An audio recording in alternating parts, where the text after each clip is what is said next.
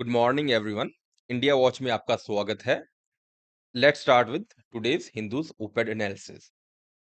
जो first article है आज के ओपेड में, the title is misplaced mystery, the special session of parliament could have done with the lot less secrecy around it.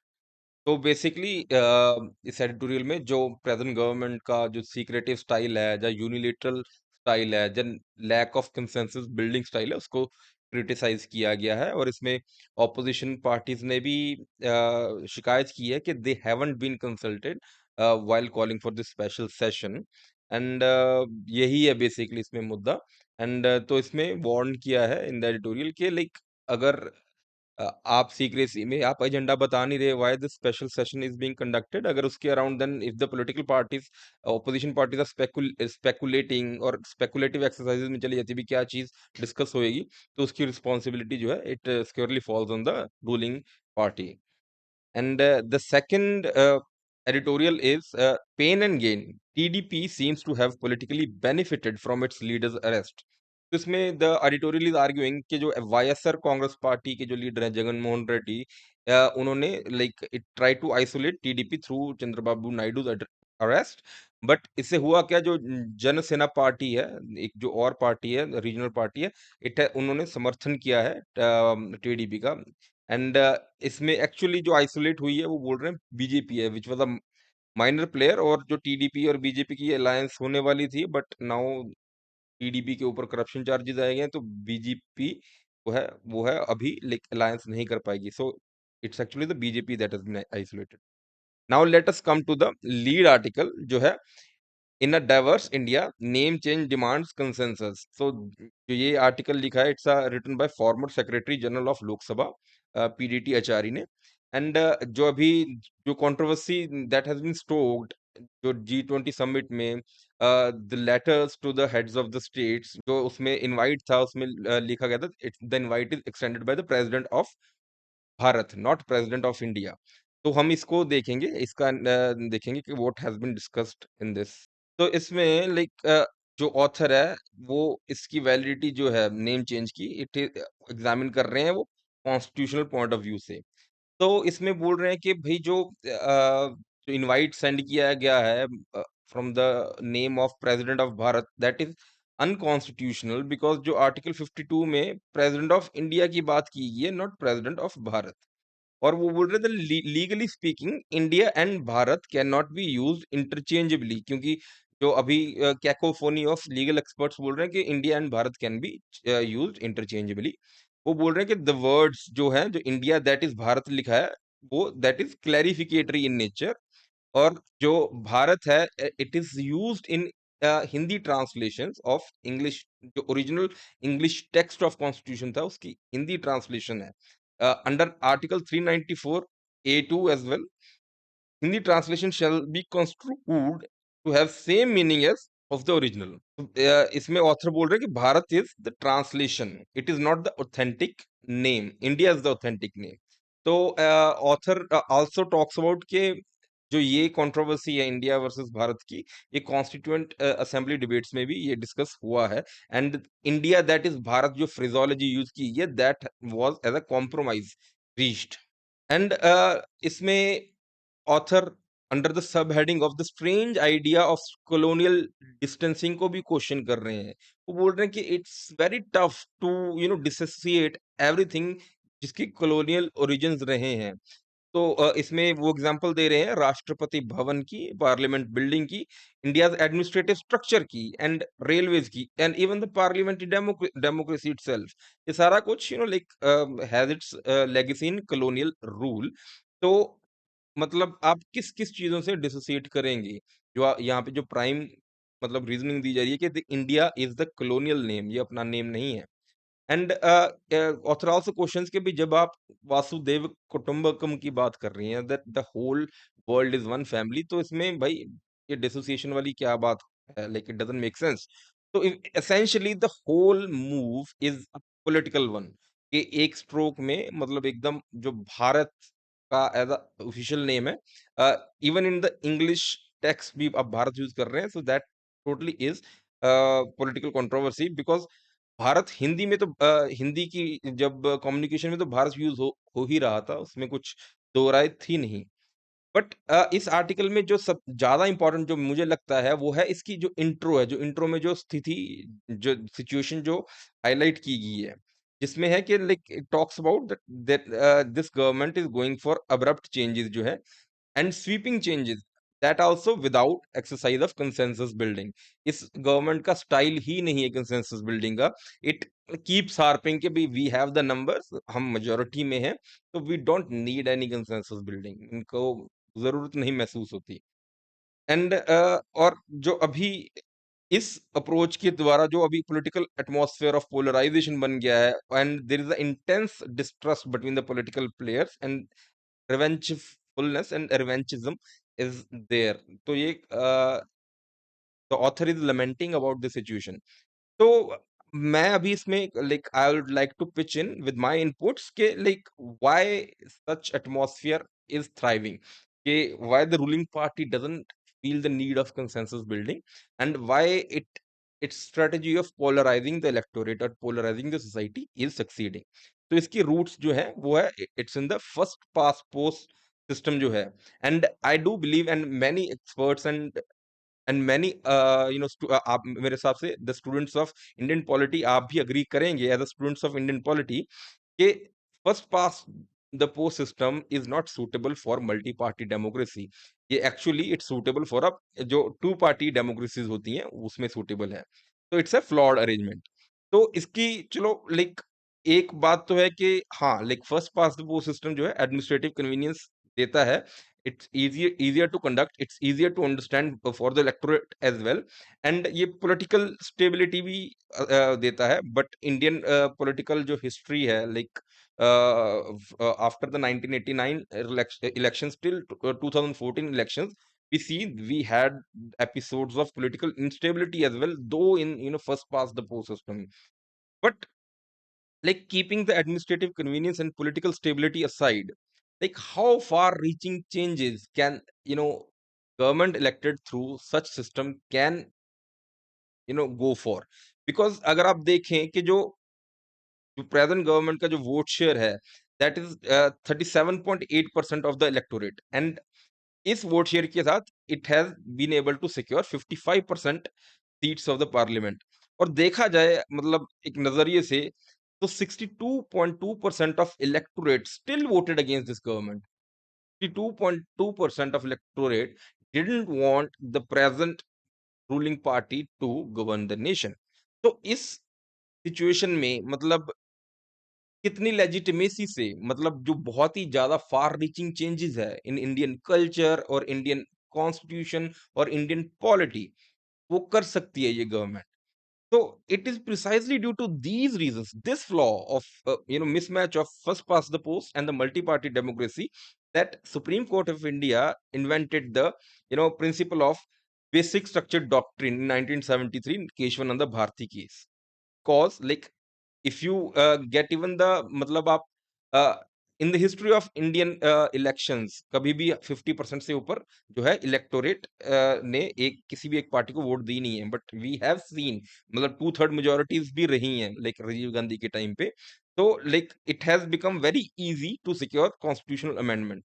तो like for your perusal आप elections in India entry है on Wikipedia, आप उसको जरूर देख लें। उसमें ये चार्ट दिया हुआ है, दिस चार्ट जिसमें सारी की सारी लोकसभा का जो सीट शेयर है ruling party and second and third party का एंड उनका वोट शेयर भी है। तो this would be I guess in काफी यूजफुल होएगा। ठीक है। तो like let's come back to our discussion. And there are alternatives available जो पार्लियामेंट में भी डिस्कस हुए थे और जो एनसीईआरटी भी डिस्कस करती है और जो काफी एक्सपर्ट्स भी डिस्कस करते हैं। Alternative in the proportional representation and the two tier system. जो प्रोपोर्शनल रिप्रेजेंटेशन है जो आपको जैसे प्रेसिडेंशियल इलेक्शंस है that is a proportional representation. ठीक है। उसमें उस सिस्टम में क्या है कि अगर आपको 20% वोट शेयर मिला है, आपको जो परसेंटेज ऑफ सीट्स भी 20% ही होएगा। तो एक वो ऑप्शन है और एक है two round system. Two round system में क्या है कि फर्स्ट राउंड में जिस अपनी मल्टी पार्टी डेमोक्रेसी है, फर्ज कर लीजिए कि 5 से 6 पार्टीज कंटेस्ट कर रही हैं। उन 5 से 6 में से जो टॉप 2 हैं वो उनका एक दूसरा राउंड होएगा और दूसरे राउंड में वो दोनों ही कंटेस्ट करेंगी जो टॉप 2 हैं, and the person securing more than 50% votes will win. तो इसमें एटलीस्ट लाइक जो भी सीट अपना जो भी candidate is getting return to the parliament, वो एटलीस्ट फुल मेजॉरिटी के साथ पार्लियामेंट में जा रहा होगा। Still I feel proportional systems implement करना like on the pan India basis is still very complex. के लिए like far reaching constitutional amendments भी करनी पड़ेंगी, but we can adopt like two round system जो है। तो उससे जो अभी प्रेजेंट सिचुएशन है कि भाई काफी जब मल्टी कॉर्डर कॉन्टेस्ट में जब आप if you are able to secure even 25% of the electorate, like many times you are able to secure the seat in your legislative assembly or in Lok Sabha. So it becomes very easier in the like in the atmosphere of polarization। जब आप polarize कर देते हैं तो उसमें 25% secure करना काफी easy हो जाता है और क्रिमिनल्स को भी एंट्री मिलनी काफी इजी हो जाती है, because securing 25% of votes in a polarised environment is not that tough. Like securing a 50% vote would be tough, उसमें आपको वाइडर कोलिशंस की तरफ जाना पड़ेगा। You will have to go towards consensus building. तो according to me this is even more important electoral reform than the like so called one nation one one election जो reform present government जिसके ऊपर discuss कर रही है। अगर commission बिठाना ही है, आप first past the post system को रिव्यू करने पे commission बिठाइए। So now I will discuss the what are the virtues of the two round system। जो टू राउंड सिस्टम है it better reflect the will of the people. तो जो हमारी democracy है it's a representative democracy. तो it strengthens the representativeness of parliament, ठीक है, और state legislative assembly. And the to round system जिसमें आपको 50% वोट सिक्योर करनी है, it will also foster the consensus building, because इसमें you will have to go for alliance building, consensus building across the political divide and across the communities to secure or to win a Lok Sabha or assembly seat।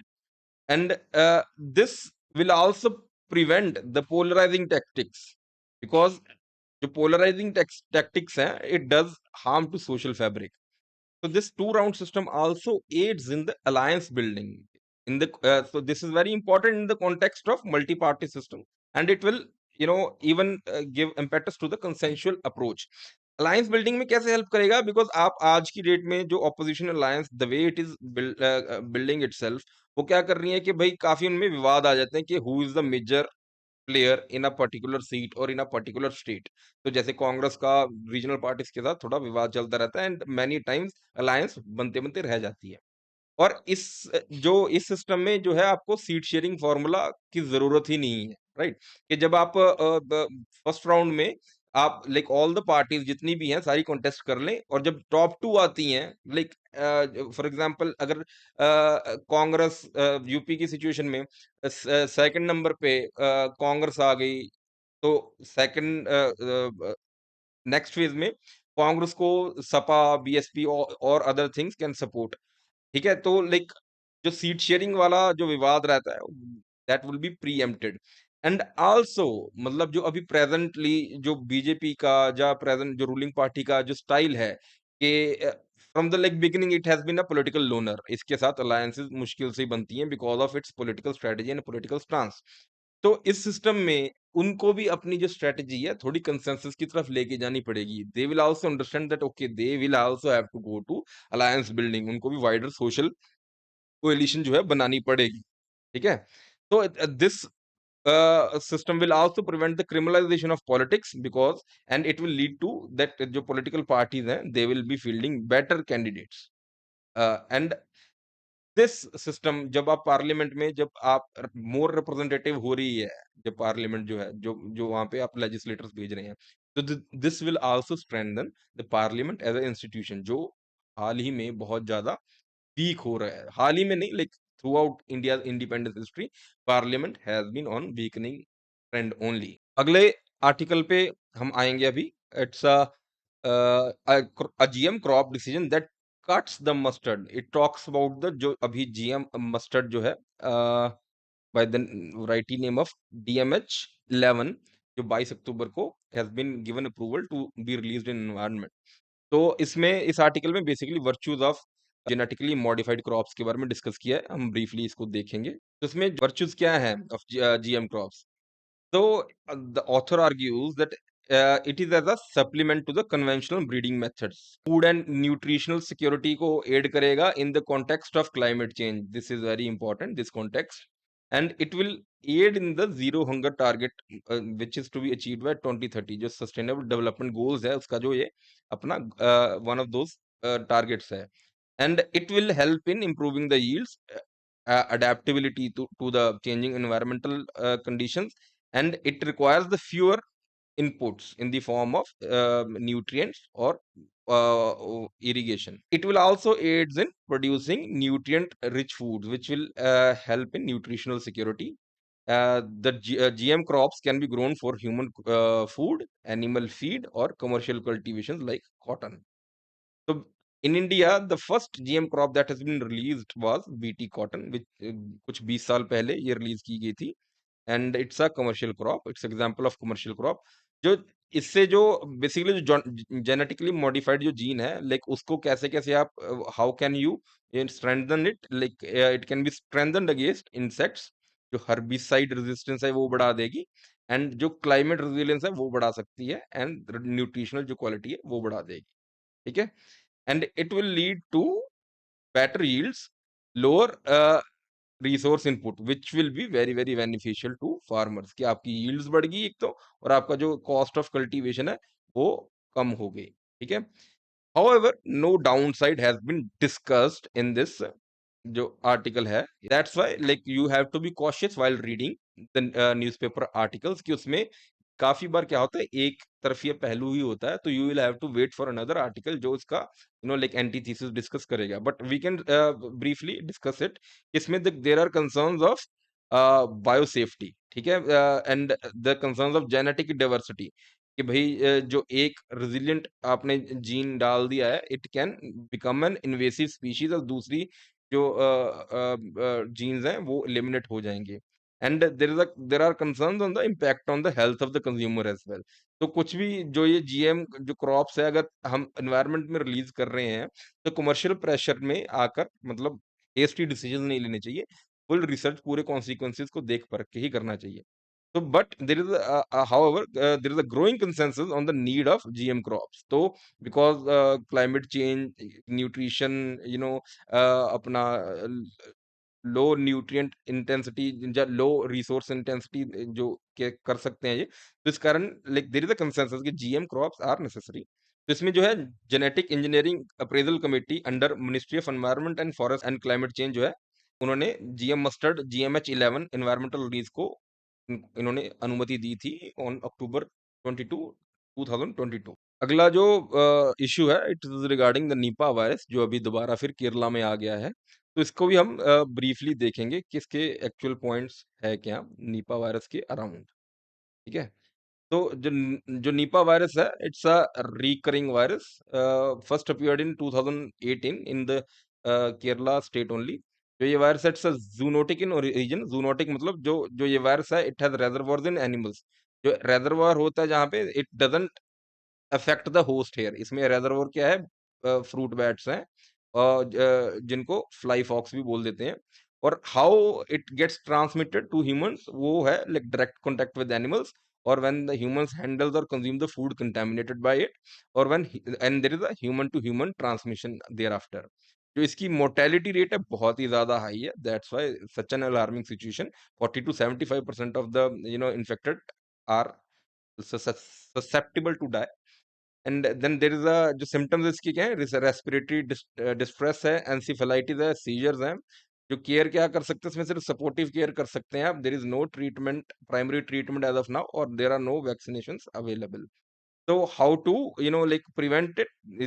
It can be prevented through staying away from the habitats of the host species, and not eating the half-eaten fruits, and adopting the hygienic agricultural practices. That's it for today. I hope today's video would be beneficial to you. It saves some time of your study time. Thank you for subscribing and thank you for watching India watch.